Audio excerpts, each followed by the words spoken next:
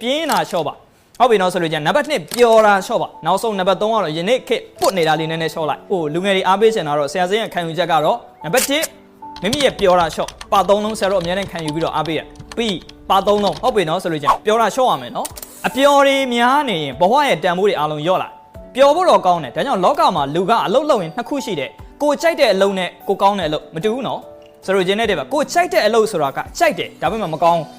ကြိုက်တယ်နော်ဆိုလို့ကျန်ဥပမာအဖြစ် Facebook မှာစရုပ်ခုကြည့်တာကြည့်ကြိုက်တဲ့ຢာတွေလိုက်ကြည့်တယ်ဟာသူများတွေရန်ဖြစ်တာတတ်နိုင်သမျှသတင်းတွေဟုတ်ပြီနော်ဆိုလို့ချင်းတဲ့သဘောကဥပမာနာမည်ကြီးတဲ့အရာတွေလိုက်ကြည့်လိုက်တယ်ကိုယ့်အတွက်ဘာကောင်းနာကြံခဲ့တယ်ဆိုတော့ကိုယ့်အတွက်ဘာမှမကောင်းဒါပေမဲ့ကောင်းတာအရာကြတော့ဆိုလို့ကြိုက်ရှင်မှကြိုက်မယ်ကြိုက်မကြိုက်ကောင်းဖို့အတွက်ဆိုရင်တော့ကြည့်ရလောက်အောင်ဒါကြောင့်အရေးကြီးတာတော့ဒီနေ့အားလုံးကိုအားပေးလိုက်ရှင်တာတော့ခုနကစရုပ်ပြောသွားသလိုပါ3လို့ခေါ်တဲ့နံပါတ်1ပြင်းတာလျှော့ပါဟုတ်ပြီနော်ဆိုလို့ချင်းနံပါတ်2ပျော်တာလျှော့ပါနောက်ဆုံးနံပါတ်3ကတော့ယနေ့ခေတ်ပုတ်နေတာလေးနည်းနည်းလျှော့လိုက်ဆိုလို့ချင်းဒါဆိုရင်တော့ပြင်း